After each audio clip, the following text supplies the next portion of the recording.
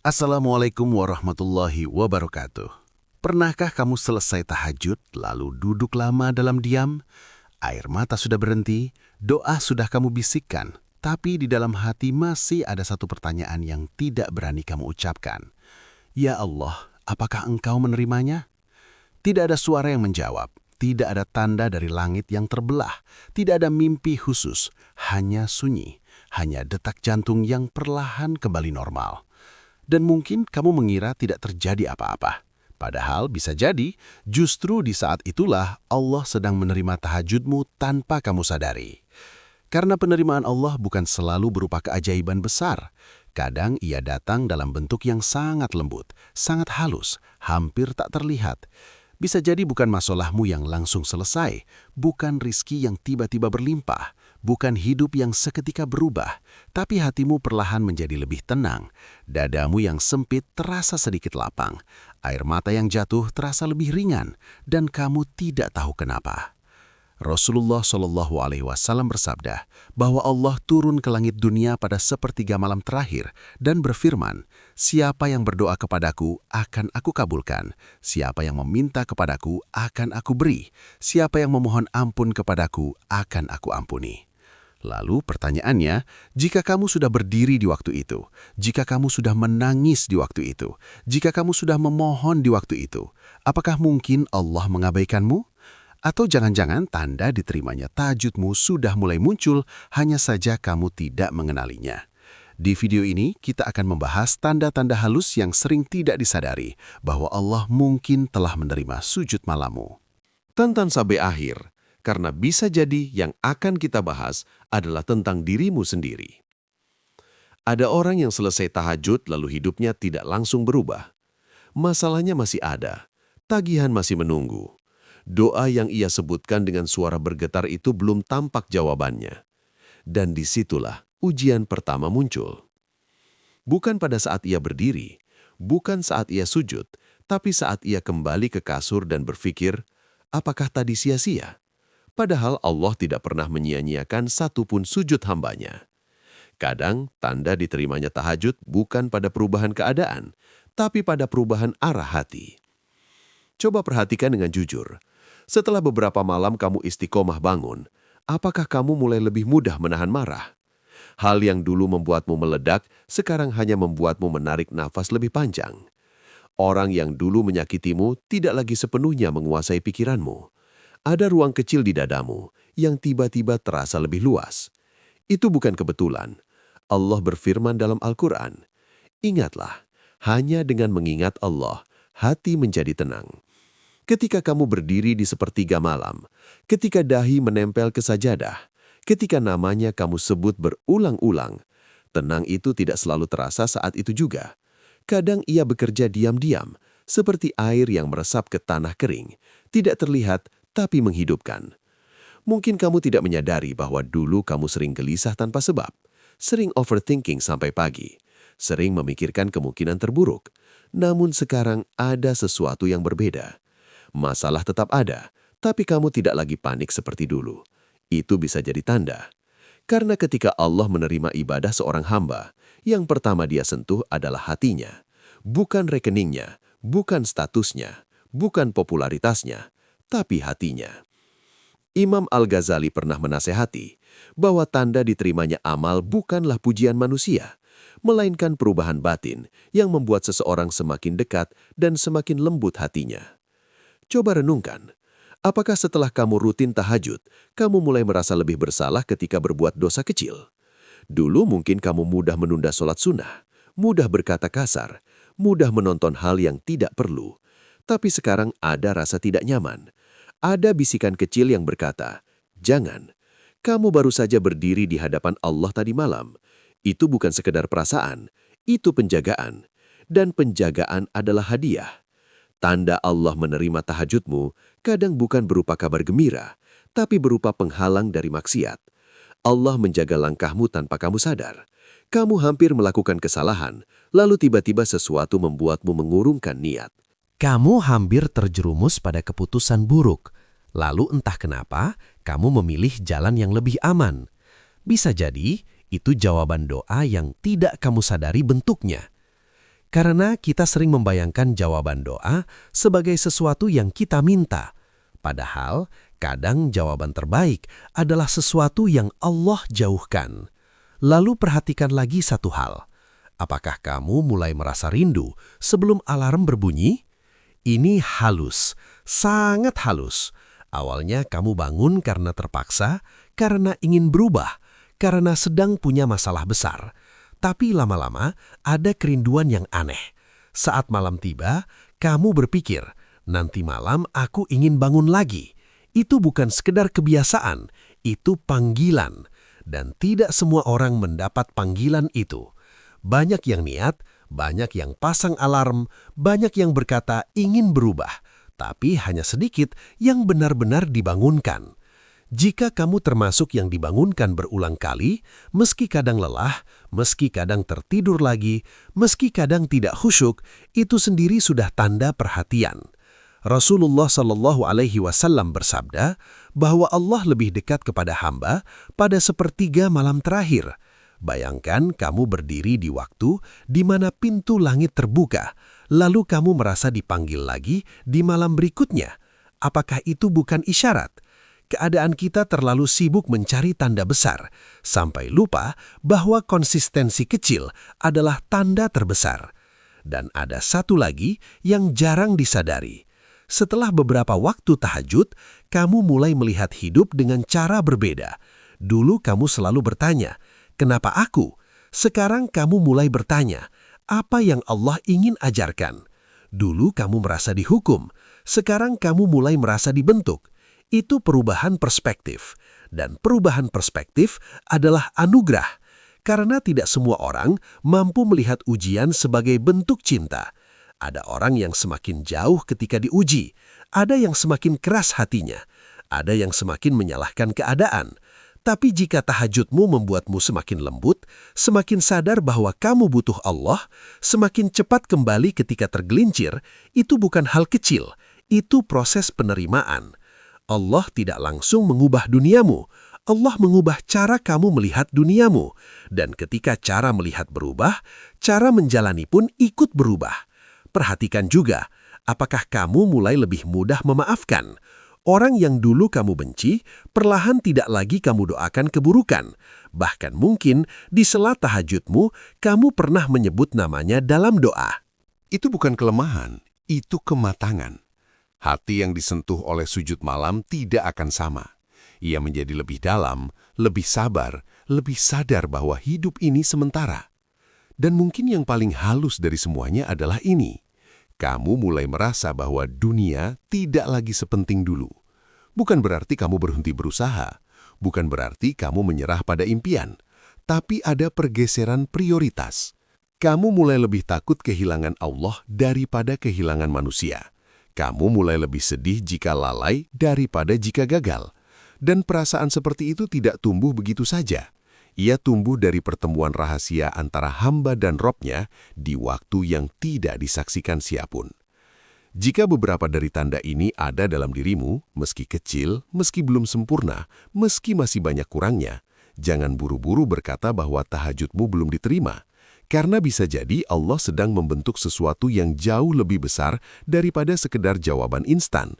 Dan mungkin yang sedang Allah siapkan bukan hanya solusi masalahmu, tapi versi dirimu yang lebih kuat, versi dirimu yang lebih tenang, versi dirimu yang lebih dekat.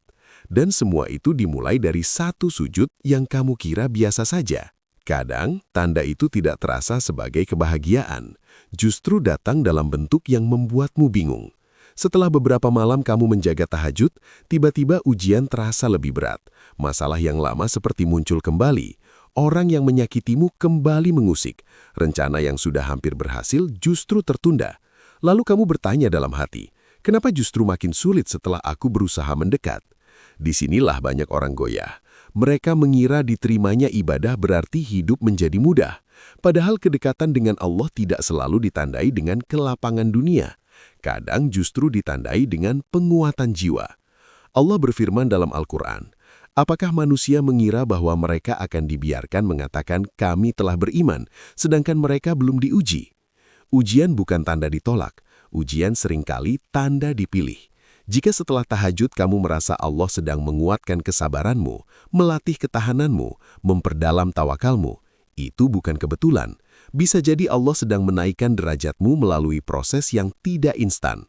Rasulullah Shallallahu Alaihi Wasallam bersabda bahwa orang yang paling berat ujiannya adalah para nabi, kemudian yang semisal mereka, lalu yang semisal mereka. Seseorang diuji sesuai kadar agamanya. Jika agamanya kuat, maka ujiannya pun ditambah. Ini bukan hukuman, ini pemurnian. Coba perhatikan dirimu sekarang.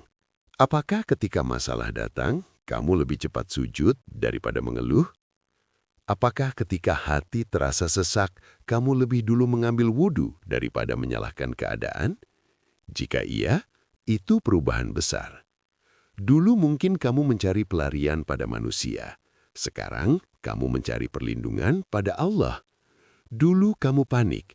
Sekarang, kamu menangis dalam doa. Itu bukan kelemahan.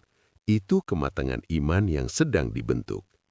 Allah berfirman dalam surah Az-Zumar ayat 9. Apakah sama orang-orang yang mengetahui dengan orang-orang yang tidak mengetahui? Sesungguhnya hanya orang yang berakal yang dapat menerima pelajaran. Orang yang bangun malam, berdiri lama, membaca ayat-ayatnya dalam sunyi, bukan orang biasa. Ada ilmu rasa yang Allah tanamkan dalam dadanya. Dan ilmu rasa itu membuatmu melihat hidup berbeda. Tanda diterimanya tahajud juga kadang terlihat dari semakin dalamnya rasa butuhmu kepada Allah. Bukan semakin merasa suci, bukan merasa lebih baik dari orang lain. Justru sebaliknya, kamu merasa makin kecil. Setiap sujud terasa kurang, setiap doa terasa belum cukup. Kamu menangis bukan karena merasa hebat sudah bangun malam, tapi karena merasa belum pantas berdiri di hadapannya. Itu tanda hati yang hidup. Rasulullah Shallallahu Alaihi Wasallam yang sudah dijamin surga pun tetap menangis dalam sholat malam hingga kedua kakinya bengkak. Ketika ditanya mengapa beliau melakukannya, padahal dosanya telah diampuni, beliau menjawab, "Tidakkah aku menjadi hamba yang bersyukur? Jika Nabi saja merasa belum cukup, apalagi kita." Jika tahajudmu membuatmu semakin rendah hati, semakin sadar bahwa semua kebaikan hanyalah karunia Allah, itu bukan sesuatu yang kecil. Itu pertumbuhan iman. Lalu ada tanda lain yang lebih sunyi lagi. Setelah kamu rutin tahajud, perlahan Allah menjauhkanmu dari lingkungan yang merusak. Entah bagaimana caranya, bisa jadi kamu mulai tidak nyaman dengan obrolan yang sia-sia. Mulai lelah dengan pertemanan yang hanya mendekatkan pada kelalaian. Bukan karena kamu merasa suci, tapi karena hatimu berubah arah. Allah berfirman dalam surah Al-Ankabut ayat 45, sesungguhnya sholat itu mencegah dari perbuatan keji dan mungkar. Sholat bukan hanya gerakan, ia cahaya. Jika tahajudmu diterima, cahayanya akan terlihat pada pilihan-pilihan hidupmu. Kamu mulai memilih yang lebih bersih, lebih jujur, lebih tenang. Mungkin rezekimu belum melimpah, tapi caramu mencari rezeki menjadi lebih hati-hati. Mungkin doamu belum langsung dikabulkan, tapi caramu berharap menjadi lebih santun. Dan ada satu tanda lagi yang sering tidak dikenali. Kamu mulai merasakan manisnya kesendirian bersama Allah. Dulu kesepian terasa menakutkan. Sekarang kesendirian terasa seperti ruang aman. Kamu tidak lagi terlalu haus validasi, tidak lagi terlalu terguncang oleh komentar manusia. Ada sandaran yang tidak terlihat tapi kokoh. Allah berfirman dalam surah Al-Baqarah 186. Dan apabila hamba-hambaku bertanya kepadamu tentang aku, maka sesungguhnya aku dekat. Aku mengabulkan permohonan orang yang berdoa apabila ia berdoa kepadaku. Perhatikan kalimat itu. Allah tidak mengatakan aku jauh. Allah mengatakan aku dekat. Kedekatan itu kadang tidak berupa perubahan keadaan, tapi berupa rasa ditemani. Jika setelah tahajud kamu merasa tidak sendirian dalam masalahmu, merasa ada yang mengawasi langkahmu dengan penuh kasih, merasa ada tempat kembali kapanpun kamu lelah, itu bisa jadi jawaban yang paling nyata. Dan semakin kamu menjaga tahajud, semakin kamu takut kehilangannya. Ada rasa khawatir jika suatu malam kamu tertidur dan tidak bangun. Bukan karena takut gagal target, tapi karena takut kehilangan momen berbicara dengan Allah. Itu tanda cinta mulai tumbuh. Cinta kepada Allah tidak selalu datang dengan gemuruh. Ia tumbuh pelan lewat sujud-sujud yang mungkin tidak sempurna, lewat doa-doa yang mungkin terbata, tapi jika ia tumbuh, hidupmu tidak akan sama. Dan jika hari ini kamu masih menjaga tahajud meski terseok, meski kadang jatuh bangun, meski belum khusyuk sepenuhnya, jangan remehkan itu. Bisa jadi Allah sedang melihat kesungguhanmu, bukan kesempurnaanmu. Karena Allah tidak menilai panjangnya berdiri, tapi kejujuran hati yang berdiri. Dan mungkin tanpa kamu sadari, penerimaan itu sudah lebih dekat daripada yang kamu kira. Ada fase di mana tahajud tidak lagi terasa sebagai beban, tapi juga belum terasa manis sepenuhnya. Kamu tetap bangun, kamu tetap berwudu, kamu tetap berdiri. Namun di dalam hati ada pergulatan yang sunyi, antara lelah dan rindu, antara ingin menyerah dan takut kehilangan. Di fase inilah keikhlasan diuji. Banyak orang kuat di awal, semangat karena masalah, rajin karena sedang terdesak. Tapi ketika keadaan mulai membaik, perlahan tahajud ditinggalkan, alarm dimatikan, niat ditunda, dan sujud malam kembali menjadi cerita lama. Jika kamu masih bertahan di fase ini, itu bukan hal kecil. Kiai Haji Hashim Asy'ari, pendiri Nahdlatul Ulama, pernah menekankan pentingnya menjaga ibadah malam sebagai penopang kekuatan batin seorang mukmin. Beliau dikenal sebagai ulama yang sangat menjaga qiyamul lail di tengah kesibukan dakwah dan perjuangan. Dalam banyak riwayat tentang keseharian beliau, disebutkan bahwa malam bukan waktu untuk lalai, melainkan waktu memperbaharui hubungan dengan Allah.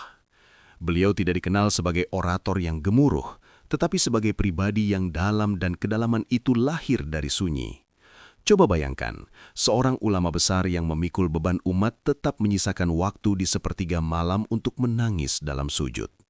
Itu bukan karena beliau tidak punya kesibukan, justru karena beliau tahu, tanpa kekuatan dari langit, kaki di bumi akan mudah goyah. Jika setelah tahajud kamu merasa lebih kuat menghadapi tekanan hidup, itu bukan sekedar sugesti, itu suplai kekuatan. Allah berfirman dalam surah Al-Muzammil ayat 6, "Sesungguhnya, bangun di waktu malam itu lebih kuat pengaruhnya dan lebih berkesan ucapannya." Ayat ini turun kepada Rasulullah SAW saat beliau memikul beban dakwah yang berat. Perintahnya bukan menambah strategi dunia, tapi memperpanjang berdiri di malam hari. Artinya, kekuatan sejati tidak selalu dibangun di hadapan manusia. Ia dibangun saat tidak ada yang melihat.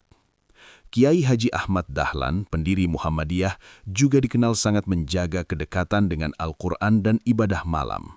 Beliau bukan hanya membangun organisasi, tapi membangun jiwa-jiwa yang hidup. Dalam banyak kisah tentang beliau, ada penekanan bahwa pembaharuan umat harus dimulai dari pembaharuan hati, dan hati tidak akan bersih tanpa munajat yang jujur di hadapan Allah. Perhatikan satu hal ini. Tanda diterimanya tahajud bukan kamu menjadi lebih sadar, justru kamu menjadi lebih sadar bahwa tanpa Allah kamu tidak punya apa-apa. Kiai Haji Wahid Hashim, putra Hashim Asy'ari, pernah mencontohkan keseimbangan antara intelektualitas dan spiritualitas. Beliau aktif dalam dunia pendidikan dan kenegaraan, tetapi tidak meninggalkan kedalaman ruhiyah. Ini pelajaran penting. Tahajud bukan membuatmu lari dari dunia. Tahajud membuatmu lebih siap menghadapi dunia. Jika setelah menjaga tahajud kamu menjadi lebih bijak dalam mengambil keputusan, lebih tenang dalam konflik, lebih hati-hati dalam berbicara, itu bukan kebetulan, itu buah. Buah tidak selalu jatuh sehari setelah menanam, tapi ia pasti tumbuh jika akarnya dijaga. Dan akar itu adalah keikhlasan. Kiai Haji Mustafa, ulama pejuang dari Tasikmalaya, dikenal memiliki keteguhan luar biasa dalam mempertahankan prinsip. Keteguhan seperti itu tidak lahir dari semangat sesaat, ia lahir dari hati yang sudah ditempa oleh ibadah dan keyakinan mendalam kepada Allah. Ketika kamu rutin tahajud, perlahan kamu akan merasakan satu perubahan lagi. Kamu tidak lagi terlalu takut pada manusia. Bukan menjadi keras, bukan menjadi sombong, tapi hatimu tahu ada zat yang jauh lebih besar dari semua ancaman. Allah berfirman dalam surah Ali Imran ayat 173, "Cukuplah Allah bagi kami, dan Dia sebaik-baik pelindung." Kalimat ini bukan hanya ucapan, ia adalah kondisi hati. Dan kondisi hati seperti ini sering lahir dari sujud yang panjang di malam hari. Coba tanyakan pada dirimu dengan jujur. Apakah kamu mulai merasa bahwa penilaian manusia tidak sepenting dulu? Apakah kamu mulai lebih fokus memperbaiki diri daripada membuktikan diri? Jika iya, itu kematangan. Kiai Haji Hashim Asy'ari pernah menasihati bahwa kekuatan umat tidak hanya pada jumlah, tapi pada kualitas iman. Dan kualitas iman itu terlihat ketika seseorang tetap taat meski tidak dilihat, tetap jujur meski tidak diawasi, tetap beribadah meski tidak dipuji. Tahajud adalah ibadah yang paling jauh dari ria. Tidak ada tepuk tangan, tidak ada komentar, tidak ada sorotan. Hanya kamu dan Allah. Jika kamu masih menjaganya meski tidak ada yang tahu, itu tanda hubungan itu nyata. Dan ada satu tanda lagi yang lebih dalam. Setelah kamu istiqomah dalam tahajud, kamu mulai lebih mudah bersyukur atas hal kecil. Dulu kamu menunggu hal besar untuk merasa bahagia. Sekarang secangkir air hangat setelah sholat pun terasa nikmat. Udara subuh terasa berbeda. Langit sebelum fajar terasa lebih indah. Hati yang sering berdialog dengan Allah menjadi lebih peka. Kepekaan ini mahal. Tidak semua orang memilikinya. Banyak yang hidup dalam kebisingan, tapi sedikit yang menemukan kedalaman. Jika tahajud membuatmu lebih peka terhadap dosa, lebih peka terhadap nikmat, lebih peka terhadap waktu yang berlalu, itu pertanda hatimu sedang dihidupkan. Dan hati yang hidup adalah tanda terbesar diterimanya amal. Karena tujuan ibadah bukan hanya menggugurkan kewajiban, tujuannya menghidupkan hati. Jika hari ini kamu belum melihat perubahan besar dalam hidupmu, jangan terburu-buru kecewa. Para ulama besar itu tidak dibentuk dalam satu malam. Mereka ditempa oleh malam-malam panjang yang tidak tercatat oleh sejarah. Mungkin namamu tidak akan tercatat dalam buku, tapi jika Allah mencatat namamu di antara hamba yang bangun di sepertiga malam, itu sudah lebih dari cukup. Teruslah berdiri meski lelah. Teruslah sujud meski doa terasa belum terjawab. Teruslah mengetuk meski pintu belum terbuka. Karena bisa jadi pintu itu sudah terbuka sedikit. Hanya saja matamu belum terbiasa melihat cahaya yang masuk. Dan mungkin tanpa kamu sadari, Allah sedang membentuk versi dirimu yang kelak akan bersyukur pernah bertahan di malam-malam yang sunyi itu. Ada satu momen yang sering tidak kita sadari. Bukan saat kamu berdiri, saat kamu sujud. Bukan saat air mata jatuh di sajadah, tapi saat kamu menutup doa dan memilih untuk tetap percaya. Disitulah semuanya ditentukan. Karena tanda terbesar bahwa tahajudmu diterima bukan hanya perubahan hatimu, bukan hanya ketenangan yang perlahan tumbuh, bukan hanya dijauhkannya kamu dari maksiat. Tanda terbesarnya adalah kamu masih ingin kembali lagi esok malam. Masih ada keinginan untuk berdiri, masih ada rasa rindu untuk sujud, masih ada dorongan untuk memanggil nama Allah dalam sunyi. Itu bukan kebetulan. Allah tidak memanggil semua orang ke sepertiga malam. Banyak yang tertidur lelap, banyak yang berniat tapi tidak dibangunkan, banyak yang pernah mencoba lalu berhenti. Jika kamu masih dijaga untuk kembali, itu sendiri adalah jawaban. Allah berfirman dalam surah Muhammad ayat 17, dan orang-orang yang mendapat petunjuk, Allah akan menambah petunjuk kepada mereka dan memberikan kepada mereka ketakwaannya. Petunjuk tidak berhenti pada satu langkah. Jika kamu melangkah mendekat, Allah tambahkan cahaya. Jika kamu mengetuk, Allah bukakan jalan. Mungkin kamu merasa tahajudmu belum sempurna, bacaanmu belum panjang, belum penuh, pikiranmu masih melayang. Tapi siapa yang berkata Allah menunggu kesempurnaanmu? Allah melihat kesungguhanmu. Rasulullah SAW bersabda bahwa amalan yang paling dicintai Allah adalah yang dilakukan terus-menerus meskipun sedikit. Perhatikan, bukan yang paling spektakuler, bukan yang paling panjang, tapi yang paling konsisten. Jika kamu bangun meski hanya 2 rakaat, jika kamu berdoa meski hanya 5 menit, jika kamu menangis meski hanya sebentar, namun kamu lakukan lagi dan lagi, itu bernilai besar di sisi Allah. Dan mungkin inilah yang tidak kamu sadari. Selama ini kamu menunggu tanda dari luar, padahal tanda itu tumbuh di dalam. Dulu kamu mudah putus asa, sekarang kamu lebih sabar. Dulu kamu mudah marah, sekarang kamu lebih tenang. Dulu kamu merasa sendiri, sekarang kamu merasa ditemani.